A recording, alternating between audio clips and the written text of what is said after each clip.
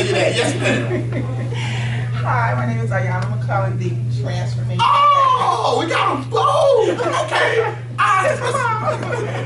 I'm not a money specialist anymore, but I help mompreneurs and organizations to connect with their passion, purpose to bring profits into their business by helping them unleash and kind of transforming, well, I should say transforming their minds, their health, and their relationships so that they can unleash their greatness and impact the world with their brilliance. Mompreneurs. Yes, sir. How you doing? My name is William Murphy. I'm a digital strategist, have a company, Business Web Design, and what we do is help businesses with analysis for their companies and what market that they want to reach before you go into building a website. We know nowadays that it's easy enough to put up a website, but what happens is a lot of businesses put the website up and it doesn't produce the way that they think. There's really no overarching plan for it, so what we do is put that plan in place together before the development happens, and then we support customers throughout the process so you can match your brick and mortar business, if you have that, the success of that, to the success of your website. Our mission is to make your website more successful. You see, look at my clock, man. He does spectacular websites. He basically, if you don't have a website, you need to talk to him. Not a problem at all. He's dead on the money. A lot of people abandon their website because it's not performing. What he's telling you is he doesn't just do websites. He creates websites that perform. That's a little bit of marketing, you know. Yes, sir. Do you want to introduce yourself? What do you do?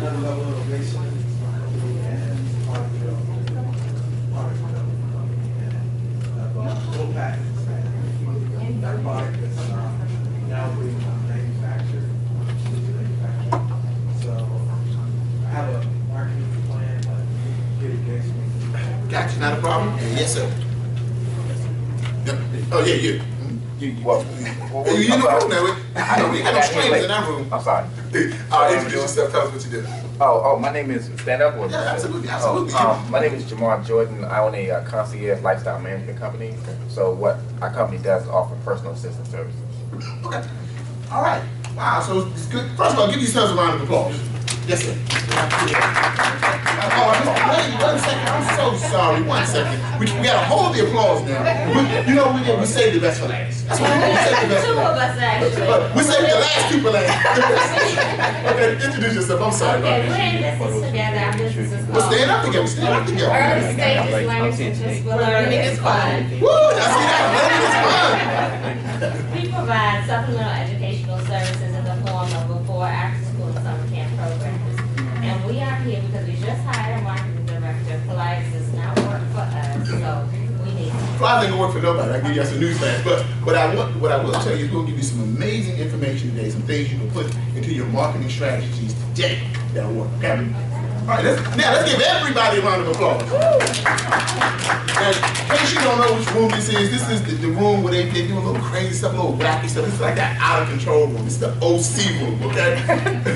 Now, it's sort of like 11 o'clock service. 8 o'clock service. Early morning service is always kind of muted, but when you get to 11 o'clock, they're a little rowdy. This is the rowdy group right here. That's why they shut the door, because they say that group, they're going to be out of control.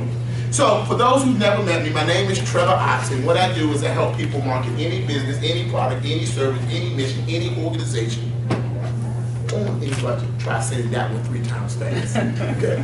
Simply put, is I help people do more with less. Now, because we're here today, we're going to focus on some things that you can do for really less than a penny to market and advertise your products and services. I don't care what business or organization that you're in. If you do some of the things that I'm going to teach you today, you will be able to take your business to the next level. All businesses need one thing, and we call that an audience. Right? All businesses need an audience, and we're going to talk about how to build the audience. We're going to talk about how to effectively communicate with the audience, but also how to get the audience to take action. Now, we're going to start out with a couple of small principles, and we're in church, so much how to talk about it. So, first things first, everybody knows the story of Noah and the ark. Does anybody that doesn't know the story? So everybody knows the story. You know the story? Well, kind of stand up. Give us the Reader's Digest version of the story. But yeah, stand up, man. Yeah, absolutely. You in the red. You had red on. I had my little red handkerchief, so I said, I'm going to call on a person in the red. The basic premise is that Noah was given a vision to... He was given a what? A vision. Oh, okay, did everybody get that? Everybody write that down. Okay, now what else? What else? To build an ark. And he actually was given certain instructions and sort of regards to what should be on the ark, what animals, things of that nature. So he actually had to follow a plan in order to build the ark.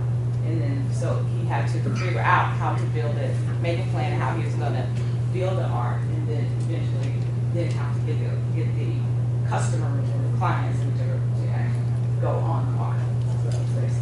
All right, let's give her a round of applause for saying so much.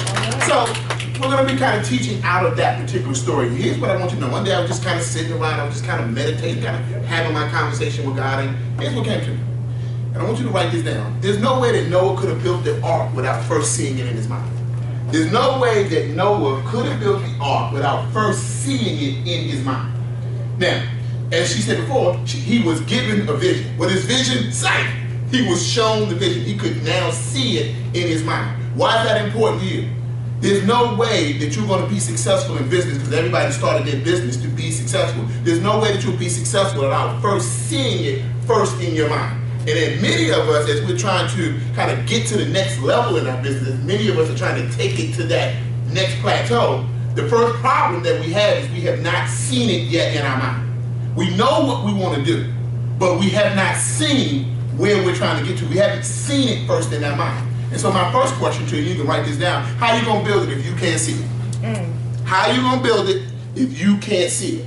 That might not be correct English. I'm not sure. I'm not an English major. I'm a marketing specialist. But how are you going to build it if you can't see it? Now, here's what I was thinking. This is the Trevor Otts way of thinking. If I'd have got the vision, the next thing I would have did was I would have went out, got me a hammer, started building it and stuff like that. I was like, oh, I'm ready to build it. I got the vision. And it's like a lot of us. We get the vision and we go right to work. And I'm going to tell you, that's not how it went down.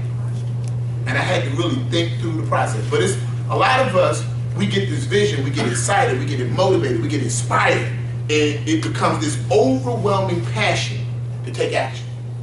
And this is at the time when you need to not take action. You need to actually stop. Because after Noah got the vision, I surmised that this is what happened. That first, before he started swinging a hammer, buying a hammer, buying wood, getting a saw, before he started buying stuff, because that's what we do in business. We get excited and we start doing what? Buy, buy, buy. Action, action, action. And it starts to not really fit together so well. And so here's what had to happen. After he got the vision, he had to write the vision. So first, after you get the vision, you got to see it first in your mind. You got to see the success of your business in your mind. But after you see the success of your business in your mind, you got to write the vision. You got to write the plan. Sometimes we call that a blueprint. Sometimes we call that a marketing plan. Sometimes we call that a business plan. But I'm going to tell you that he did some writing. I'm going to tell you there was some stuff on some paper, on the same, there was a blueprint. There's no way he would have been able to do it. So many of you are like, well, I can see the success of my trip. I see my $1 million company. Yeah, but if I had to ask you, well, where's the plan? How you going to build it if you can't see it? How you going to build it if you didn't write it? You ain't got no plan. It's not going to happen. I'm going to tell you that. So you got to write it. Now, after he saw the vision, after he wrote the vision, we got to write the vision and make it what? Make it plain. We in church. Here's the good news about church. Here's the good news about your beliefs. You get to use it in your life and your business. That's the other thing. That's the thing that I think people don't realize.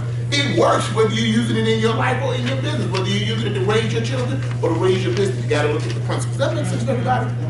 Okay, now, after he wrote the plan, he then took action. And his actions matched up with the plan. And so what happens is when we take actions without a plan, it has no order to it, right? We must do things decently and in what? Order. Right? So guess what? If you're doing it without a plan, it's not going to be decent and it's not going to be in order. So all the people that are operating business, I'm telling you right now, you're already broken one of the cardinal principles when you're not doing it in decency and in order, because there's no way that it can be decent and there's no way that it can be in order if there's not a plan. Does everybody understand where I'm coming from? So I'm going to lay out for you guys today, and ladies, some specific techniques that you can use to take your business to the next level, and I'm going to lay it out in a very strategic way. Now, what I specialize in is I'm a marketing specialist, and Yeah, clock on somewhere. Is that my clock? Huh? Oh, it's my, I thought it was my clock. It's my clock. Time's up already. No. So, we're going to talk about the process of marketing, the purpose of marketing, and the goal of marketing, okay? Now, first of all, marketing is a process. It's the process by which I create interest in my business. It's the process by which I create interest in my service. It's the process. It's the process by which I create interest. Everybody see the I in interest? Everybody circle that on your paper. Circle that on your paper right now. Now, here's what I can tell you. The purpose of marketing is to get them in here. See, the process of marketing is to generate interest. Everybody got that? The process is to generate interest. But the purpose of marketing is to get them in here, into my place of business, into my database, calling my phone, into my website, whatever in here is for you. Now, here's the thing. You're going to have to define what in here means for you. Now, anybody got a business card? Yeah, we got a bunch of business owners. I mean, somebody has a business card. Great, great, great, great. Now, I really like this business card. Time for some shameless self-promotion. Now, this is Top Notch Home Improvement Incorporated, and we have none other than Kip Hansen in here. He's the president. Now, if you want to do business with Kip, you can go to 13017 Wisteria Drive, number 1277, Germantown, Maryland, 20874. If you want to do business with Kip, you can call him on his phone at 703-927-7285. If you want to do business with Kip, you can email him at kipwvu@yahoo.com, and so forth and so on. And I want to give you guys some lessons. By the way, Kip, this is actually pretty good. Most people, when you pick up their business card, they have usually 5 to 6 ways for a person to come into their business. And it's confusing. So at the very least, when you print a piece of literature in your marketing, you want to define what in here means for you. You want to narrow it down to about 2 different ways. You want to narrow it down to 2 different ways. I want you to write this down. A confused mind rarely decides. A confused mind rarely decides. Okay? Confused mind rarely decides. So when you give people a lot of different choices, you make it more difficult for them to make a choice at the very beginning anyway. So one of the things you want to start doing is look back at your business cards and look at what are the 2 ways you want people to come into your business. Let me give you a bit of advice. Remember that if you put your number on there, somebody might pick up your phone from another area and call you in a different time zone. So if you don't have a call center, you might not, your first choice might not be to have them come in through call. Does that make sense for everybody? So you want to think about it, but you have to define what in here means for you. Does it mean into your database? Does it mean calling your phone? Does it mean into your office? You have to define for people how you want them to actually come into your phone. Okay? Now, the goal of marketing is very simple. The purpose of marketing is to get them in here. The process of marketing is to get them interested. It's the process by which I get people interested. But the goal of marketing is very simple. The goal of marketing is to attract leads. Once you write that down, the goal of marketing is to attract leads and generate prospects. Okay? The goal of marketing is to attract leads and generate prospects. This is very important. Write this down. Most people think that the goal of marketing is to actually create clients. That is wrong. The goal of marketing is to attract leads and generate prospects or create prospects. Everybody got that? All right. Now, here's what I need you to understand. Leads and prospects are very different. Very, very, very different. The number one reason why most small businesses fail is because they don't understand this principle. Get ready for the definition. A lead is, listen, you remember the old days of real estate? I remember I worked for Coldwell Banker. They told me, gotta get leads, gotta get leads. Leads. Nobody told us what a lead is. Let me tell you what a lead is. A lead is an individual that I have the opportunity to get interested in my products, my services, my mission, my business, or my brand. Basically, it's a person that I have the opportunity to get interested. Does everybody understand that? It's just a person that I have the opportunity to get interested. That's all a lead is. Okay? All we're trying to do is attract leads. Right? Now, one of the things is we got to specialize in lead generation. And when we're talking about lead generation, we're talking about what is the process by which you attract leads. Leads equal hope. No leads, no hope. Leads equal hope. The good news is there's always an opportunity to get people interested in your products and services. Leads represent hope. No leads, no hope. So let's get into a prospect and what a prospect is. We're going to be moving fast. Leads and prospects are different. And for about the last 10 to 15 years, the marketing industry has been guilty of teaching you one thing that's been categorically wrong. They've been teaching you that a lead and a prospect is the same. If you get this, you will radically change the way you're doing business. Now let's get into what they call a prospect, what a prospect really is. A prospect is an individual who is indicated by their actions, that they're interested in my products, my services, my mission, or my brand. A prospect is an individual who is indicated by their actions, that they're interested in my products, my services, my mission, or my brand. Teach. Okay? Yeah, because you remember, the old days of real estate, you know what they would tell us? Prospect, prospect, prospect. And they told us that all our family members were what? Prospects. Now here's what's going to happen. We're at a networking event right now where there's going to be a lot of card exchanging. And here's what happens.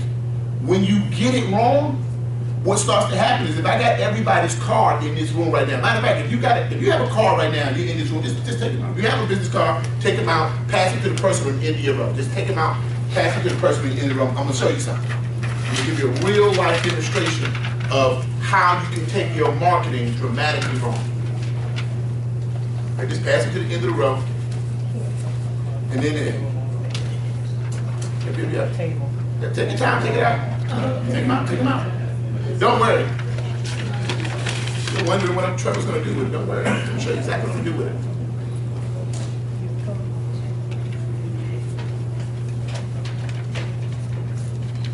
Okay? I'll just take it real quick.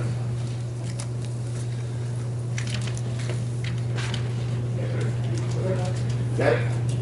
Okay. Now, many people, when you're in events and people start asking for your card, you get a little nervous. They get a little nervous. Why do you get nervous?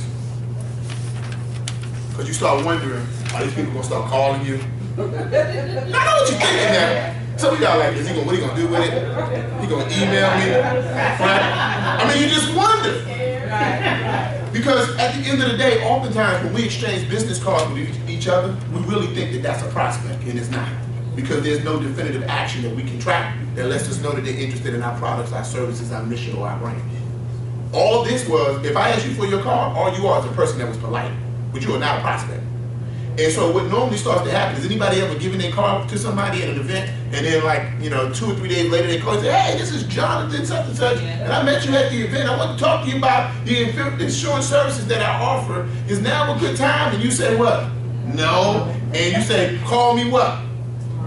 Right or back. And you know when they call you back, you know you're not answering the phone. Because the person mistook you. He mistook you. He thought you were a prospect and you were not. And so a prospect is a person that is indicated by their actions that they're interested in your products, your services, your mission, or your brand. And so today, we're going to talk about how to actually deal with prospects and leads. Now, marketing attracts leads and marketing generates prospects. Now, there's some problems. Problem number one, never treat a lead and a prospect the same. Most of the things I learned about marketing, I learned from my mother, going shopping with her. My mother is what I call a shoeologist. It's the study of shoes. And some of y'all in here, you are shoeologists yourself. Well, going to the mall with my mother is always an experience. And my mother's the type of person where she can spot a deal, she can smell a deal like a mile off. And so, you know, kind of coming through the mall, everybody's been through the mall. And when you're coming through the mall, you kind of hear like the music. Some stores have music, some stores don't. Well, this store has some music playing, and my mother kind of hears it. And then she spots the deal, the for sale sign, the mannequin. The store looks very polished. They're doing things to attract us. They had the right music playing. It attracted us. They had a for sale sign. It attracted us. They had a mannequin that was well dressed. It had an appearance that appealed to my mother. It attracted us. Marketing did its first job. It attracted a lead. A lead is a person who we had the opportunity to get interested in our product or services. Marketing did its job. So now my mother walks into the store. There's this spunky salesperson. You never know that the salesperson is always spunky. How you doing? Welcome to our store. We have this for sale. We have that for sale. We want to help you with this. Always a spunky salesperson. And my mother is cool. She's calm. She's collected. And she says, no, I'm what? Okay. Just looking. I'm just looking. Now the problem was that the spunky salesperson, notice it's a spunky salesperson, thought that she was ready to purchase. He thought that she was a prospect. She wasn't a prospect, she was just a lead. She was just somebody that was attracted due to the market. Now, my mother, she starts to go aisle by aisle, lane by lane, and eventually, she spots the shoe. I mean, you know the shoe, the one you're praying that they have this one in your size. You're like, I hope they got this on my size. So she gets to it, she picks it up, she examines it, she looks at it, and then she puts her finger up. See, I found that the only other place other than church where they put their finger out, you know, say, you ain't gonna slide out of here, right, is in the shoe store. And it basically means that you would like the shoe person, the salesperson, to kind of come over to you, and she basically asks them, can she try this on in her, what, size, right? Now, when she tries that on, she now took an action. What did she become? She's now a prospect, right? And because she is now a prospect, she now took an action. Now, the thing is, you have to make sure that you don't expect your marketing to generate clients. Your marketing is only supposed to attract leads and generate prospects. So, now, here's what we got to understand, is that you have to understand the process that you are putting people through. Now, when we're talking about the process, in business, we're always dealing with three types of people. We're dealing with leads, we're dealing with prospects, we're dealing with clients. Leads, prospects, and clients. Here's what you want to do first. Attract a lead. That's through your marketing effort. That's when you're talking about your flyers and things like that, that's all it's for, just to attract them. But two, right after you attract the lead, this is the process. The moment that you attract the lead, you got to convert them into a prospect. How do you convert a lead into a prospect? Does anybody know? Sell a product. No, that's a client. Go with me. Find out what their interests are, Okay. value. That's one way. Let's go back to the definition. A prospect is a person that's indicated by their what? Actions. Actions. So the first way we convert a lead into a prospect is to get them to take a what? An action. An action. Don't you sell them until you get them to take an action. Right. Your first rule is to attract the lead. The second step is to convert them by getting them to take an action. So the first rule is convert leads into prospects. By what? Getting them to take an action. Convert leads into prospects. Next, you got to convert again. Okay? Now that they're prospects, you got to convert prospects into clients. Now, once they're prospects, you can now convert them from a prospect to a client. The process by which we convert a prospect to a client, that's sales. That's sales. That's not marketing. Sales is a conversion process. It's the process by which we convert people who have indicated that they're interested in our products and services through their actions into clients. It's only a conversion process. Sales is not really hard. Only time sales is hard is when you try to convert a stranger or a lead directly into a client. Wow. But it's never hard when you're converting somebody who's already indicated by their actions.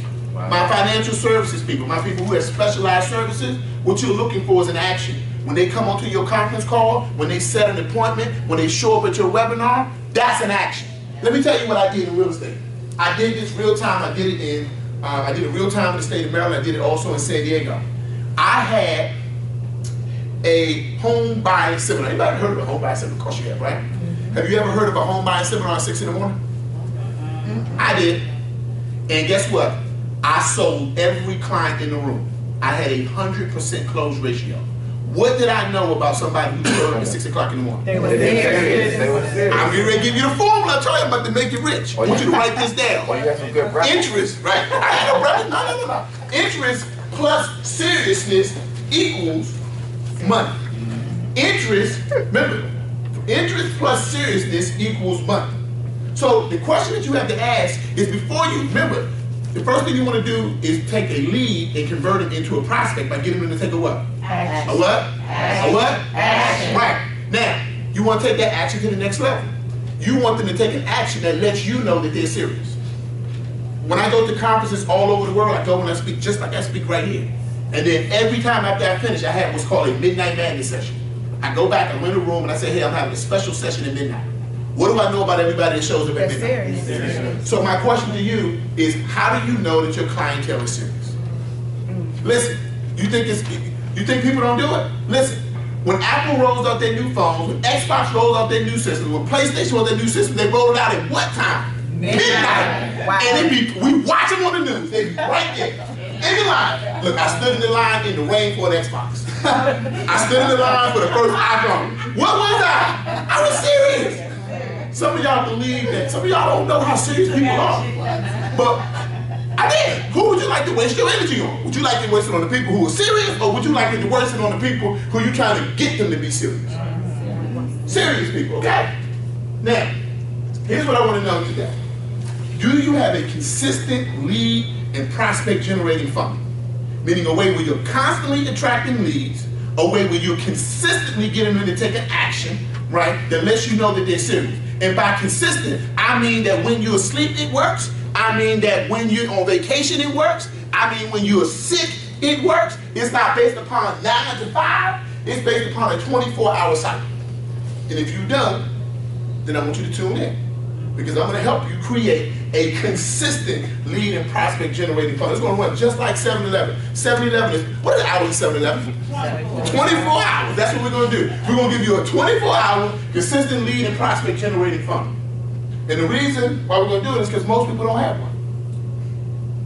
Right now, even though you're in here, leads and prospects should be generated. Okay? Now, I'm going to teach you how to attract leads and generate prospects.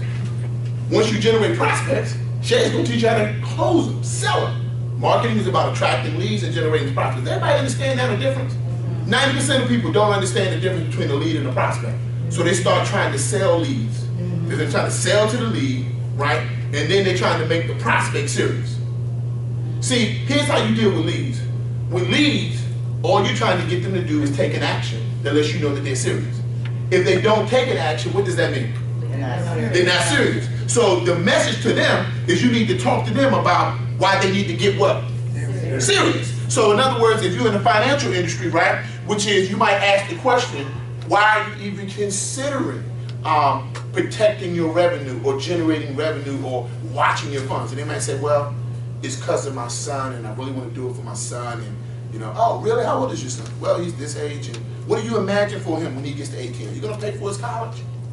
Now you working with them on how to make them serious. So if they get serious, you can get them to take a what? An action. Everybody understand that, right? Now, with a prospect, you don't want to be talking to a prospect about why they need to get serious. With the prospect, you want to be talking to them about what's the next step, how they can work with you. Now, here's what happens. When you mix the two up, you get people that are kind of sort of preaching to the choir. You ever hear your pastor say preaching to the choir? Right? You don't want to be preaching to the choir. To the people who are not serious, you need to talk to them about how to get serious. You need to encourage them to be serious. You need to find something that resonates with them. People who are serious, you need to be talking to them about the products and services you offer and how to continue with you. See, the person in the shoe store, at the time that she walked in, he didn't need to be talking to her about, we have a buy one, get one free sale, or this shoe is 75% off. He needed to know, why was she there looking for shoes to begin with? Is there an event, a special event? No, I just like shoes. Oh, really? What's your favorite color? Well, you know, do you have blue shoes or red shoes? Well, I don't really have any red shoes, so you're really missing out. You really don't have any red shoes in your wardrobe. You got any outfits that kind of go along that you're missing? See, I'd be right on. I would be on. I'm telling you. I would make him serious. Oh, well, what we do is we have a great selection of shoes right over there. You just want to check them out. Just go right over there. As soon as she started walking towards them, that was an action. You got me? Okay, now, I'm going to talk to you about how to create unlimited prospects, but I got to teach you some online revenue generating fundamentals. And by the way, I don't care what business you are in. You deal online, and if you don't, you are going out of business. Even people who work hands-on, you will have to learn your online revenue generating fundamentals. And I'm going to teach you how I did $1 million. I'm going to teach you how I did $1 million. And I've done it several times over now. And I'm going to teach you how to do it. Here's what I know. This is not what I think. This is what Trevor Otts did. I'm teaching you the behind-the-scenes secret. I do not change the formula. It goes the same way. It has worked for me and it'll work for you. You must understand that people pay you in 3 ways in this new dispensation in time. They pay you in 3 ways. They pay you in 3 ways. And most of y'all would think it's a check, credit card, or cash. No, that's not what I'm talking about. I know what you're thinking, Cheryl. Cheryl's like, I know that one. Check, credit card, or cash, or Visa, MasterCard, Amex. That's not the 3 ways I'm talking about, Cheryl. So, people pay you first with their information. They pay you first with their information. They pay you first with their information. Okay?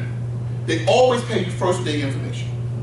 Information is the most valuable thing that you can collect right now in this day and time. If you were to look at the top Fortune 500 companies right now, they deal in data. They deal in information. They deal in your information. You know, when the hackers, now listen, you got shoplifters. Those are like petty criminals. They kind of go in and they stick some stuff in their pockets, right? And they kind of walk out. Some of us have done some shoplifting. Don't tell us your story. You are saved now. You are healed, right? Now, that's some of the people, right? Now, then we got the big time criminals. When they went into Target, they ain't steal an iPad. They ain't steal a video game. What did they steal? They stole the data.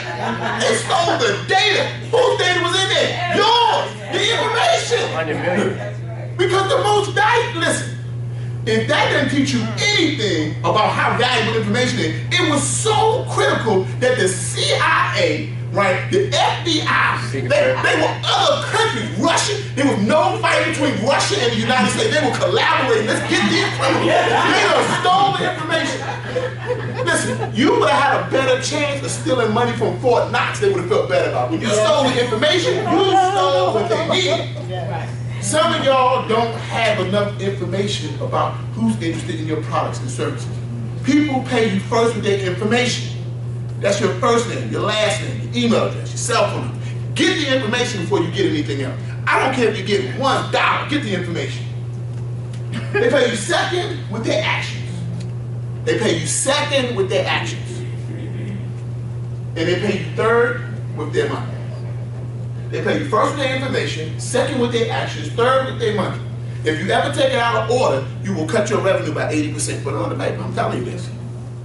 People pay you first with their information, second with their actions, third with their money. If you ever take it out of order, you will cut your revenue by 80%. Okay? What you have to do as a business owner is you cannot think like a day laborer. Has anybody ever seen a day laborer? No? How's a day laborer work? You work the day and you get what? Paid. You paid the day, right? But this is more the sow and reap principle, where you reap what you sow. If you operate in the, you want to see the return on what you did today, you're gonna go broke. So oftentimes you collect the information and then you don't have just anybody's information. You have the information of people who are actually interested in your products and services because they took a particular action that let you know that they were interested. So all you gotta do now is work your prospects, okay? Now sometimes we say, I have a hard time remembering that, Trevor. I'm gonna be in there, I'm gonna be talking to my marketing specialist, my guru. You don't need a scientist for this, I'm gonna tell you, you don't even need a degree. All you need to remember is this acronym, I am. I love it, especially in church, because I am is the 2 most powerful words in the Bible. Right? I am. Listen, just remember it. I am. Information, action, and money. Do not take this out of order. You will cut your revenue by 80%. Okay? Now, remember I told you about the day laborers? The day laborers work today and get paid today? Right? I want you to think more like a person who has a job. Now I know many times you go to business conferences, I heard all sorts of acronyms. They say job, journey of the broke. Listen, job is the first thing God gave man, so a job is a blessing. Amen. Amen. I'm gonna tell you that. And I don't care what kind of job you have, as long as you have a job that allows you to operate in your purpose, that is their blessing. Amen. So what I'm gonna tell everybody in here, I don't care whether you're self-employed, whether you're CEO, go out and get yourself a job. All you wanna do is see who you're gonna be working for at the end of the day. But if you got a good boss, that's also a blessing. Now, the person with a job has the right mentality. The person that has the job, you know, when you got your first job, you ain't worked today, get paid today. You had to put some time into what? Hole. He said, look, he said, I know that. I had to put time in the hole. He said, I had to put 2 weeks in the hole. I had to put 3 weeks in the hole. 1 week in the hole. It's mentally how you got to position yourself. Now, here's the thing. Typically, the more time you got to put in the hole, the more you're getting paid. Did you know that? Yeah. You know? So at the end of the day, especially for my speakers and my coaches and my mentors that are out there, you know, you go for the information first. You might work today and be paid 2 weeks later. We walked into many events. The first thing I go into any event, I only have one goal when I go to any event. Anybody who has a vending table here today? 1, 2, 3, 4. I'm gonna show you how to rock out in vending. Look, I'm gonna give you some secrets. I'm gonna tell you this. Listen, my goal when I go to any vending event or any type of event where I'm vending, I only go to do one thing, to get more information than everybody else. And I'm gonna show you how to do it. I'm gonna tell you, the person with the most information is gonna get the most money. And I'm gonna show you how to do it in some easy ways. So the key thing you gotta remember is information is the key. Information is the key. And information is value. I'm not gonna spend too much time talking about that because we're running short on time. But here's what I can tell you. All information is not the same. All information is not the same. General collection practices. Normally when you go to an event, this is how they collect information. First name, last name, email. I think I saw a sign they form here. What were they collecting? First name, last name, email address. Why were they collecting the information? Right? So they had you what? Send your information, they can stay in touch, right? Right? You wanted the email address because you wanted to, one, be able to identify the person. That's the one reason you want to know who's here. The second reason is that they asked for the email address. They needed an effective communication mechanism. Isn't that why they asked for your information? So we need to know, how can we reach out to you? We want to know who are our believers in business. This is the Believers in Business Conference, right? And then we want to know how to communicate with them. The most effective way to communicate with them, right? They say the fastest way between 2 points is a what? Straight line, right? So getting their email address is a pretty good idea. Would everybody agree? This was a good idea. But so was this in the 80s. So, see, I said, some of y'all still remember the boombox, some of y'all still remember Radio Raheem, some of y'all still remember that, right? Well, those are outdated. Those are outdated information collection practices. I want to kind of update your collection practices, okay? I mean, once upon a time, I mean, this was a good idea, you know? I had one, my mother told me I could get a beeper, I had a beeper. Right? It is. See, some of y'all telling your age. I'm telling your age. I told them, don't tell your age. But here's what you got to know. What if what's my man here? What's your name? Stand up. Bill. What business you in, Bill? I'm in digital strategy. Okay, he's digital strategy. And then I had a World Financial Group person. Where is he? Stand up. And then Money Making Liz. Stand up. Now, let's just imagine for just a second, right, that you were trying to do business with them and they busted out and said, hold up, I got to beat, somebody's beating me. and keep in mind, they can still be good at what they do. The strategies that they talk about, digital strategies, money-making strategies, the strategies don't really change. But if you saw them reach for their beeper, how comfortable would you be doing business with them? You'd be a little questionable, right? You'd be a little questionable. Let's give them a round of applause. Let me have a seat. So, what I need you to understand is that if you don't update your strategies and update your techniques, you start looking as though the things that you know are outdated. So we got to update our strategy because collecting somebody's email address is collecting somebody's first name, that is an outdated strategy. Why? Because one, by a show of hands, I want you to raise them up high when I ask this question. Who in here has more than one email address? Just raise your hand. Keep up high. Now everybody look around. Just look around. There's nobody in the room that looked at one, maybe two, that didn't say they had more than one email address.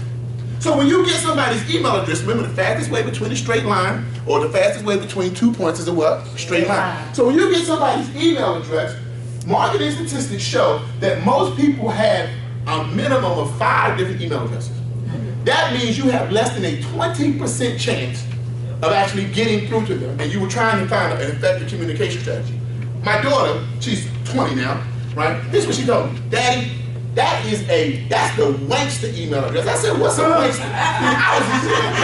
You give it to somebody that you don't really want to have it. If you've ever given out the wrong email address or your wankster email address to a business, raise your hand. No, put them down. Some of y'all did it today. Some of y'all did it today. Now, I know you did. You like, they want my email address. They think they're going to harass me. I got news for them.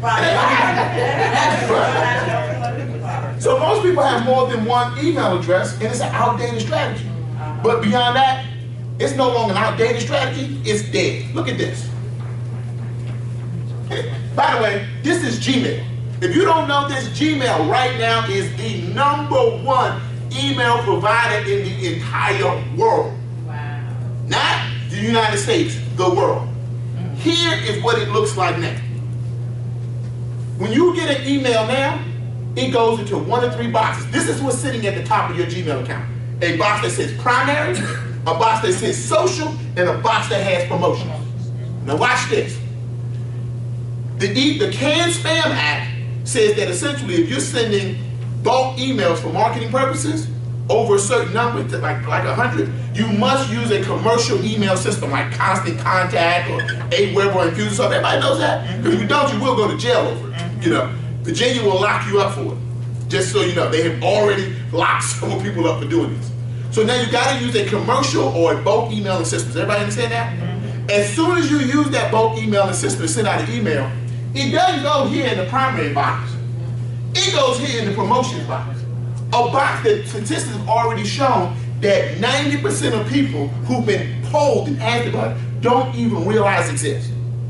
So you get the email address so you can send marketing materials to them for business, and it goes into a box that they don't even realize exists, and it might not even be the right email account. It might be the wasted email account.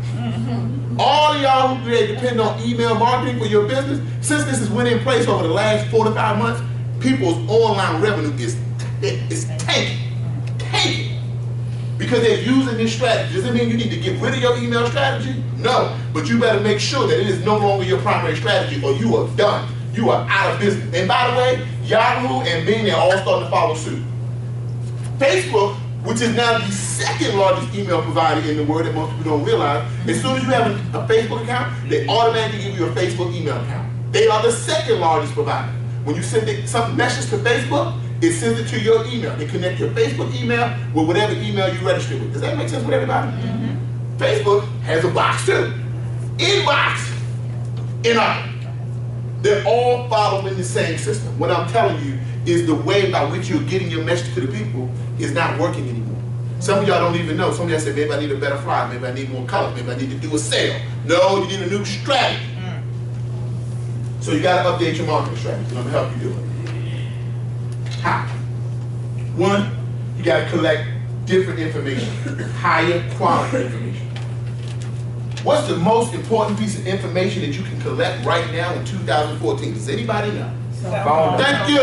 A cell phone number. Now watch this. By a show of hands, if you have more than 1 cell phone number, raise your hand.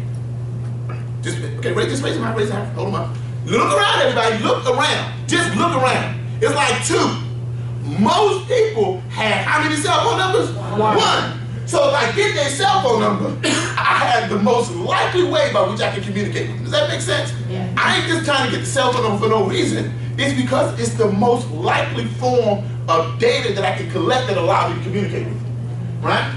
So I need the cell phone number because most people only have 1 cell phone number. Most people only have 1. Now, if I collect the cell phone number, there's some things I can do. I can call. I can pick up the phone. I can call them. At least I can get through. Anybody got office phones no more? Anybody got home phones no more? I call my mother on her home phone. My mother's like 70. She's like, why you calling my home phone? Nobody has home phones anymore, son. Why you calling my cell phone? You know, I'm just saying, you know. So you can call them, but you can also do this. You can text them. You can text them. I'm gonna talk to you today about how to get down. I'm gonna show you how to make some money. I'm gonna show you how to make some money, and I'm gonna show you how to do some stuff that people ain't doing. Let me give you some quick facts. 90% of text messages are read within the first 3 minutes of being received. 98% of them are read within the first 3 hours of received. Moral of the story is what? Get the cell phone number. Please get the cell phone number. All y'all who have events, let me just fix up for you. You know how they put first name, they fill out your last name, they put in your email address, they write down your cell phone number. Right. First of all, what's the most important piece of information you get? Sometimes I be filling out them forms. By the time I get the email, I'll be tired of writing. People behind me, I just be scribbling anything. If you want to look at the forms, y'all just go back and look at the forms from the day. Watch by the time people get to the 3rd line, watch what their handwriting does. They're going to be like, is that at Gmail? What is it? So let me tell you how my forms look. If you got to use a form, this is what you do. You put on there first, cell phone number. Then, first name, then your last name, then your email address. Because if nothing else, I don't have to know what your name is. Exactly. I just gotta know what you're interested in. I know if you came to the Believers in Conference, and you put your number on that form, I knew one thing, you were a believer in what? Business. That's the first thing I need to know. What you believe and what you're interested in is actually more important than what your name is. You're a prospect. Because you are nothing more than dirt wrapped around your beliefs. Don't believe me, go look it up. It's in there. What about the other information? Get that too. I said leave it, you know. I said get that too. But I want you to get it in the right order. We got to do things in decency and in what? Order. Okay, so let's talk about the right order. Today, before I had to come speak, I needed to get a clean shirt to wear to work. Right now I'm working. I'm at work, I got a job. This is my job, I'm doing it right now. To get to work, my goal was I needed a clean shirt to wear to work. That's the goal, right? Now to get a clean shirt to wear to work, I got to follow the right order. The first thing I got to do is I got to take my dirty shirt and put it in the what? Wash machine. And then after it gets out of the wash machine, it's all wet, and then I take it and put it in the what? Dry. I put it in the dry, that's the step, right? Now, it's wrinkled, so after I get it out of the dry, I got to take it over to the what? And I got to iron it, and the final step is, put it on. I show up. I'm like, hey, my name is Trevor Otts, and I'm ready for work, right? I'm good to go. I think I look good today. You know, I put my little thing in, I match with the red. We got the memo, she got the memo.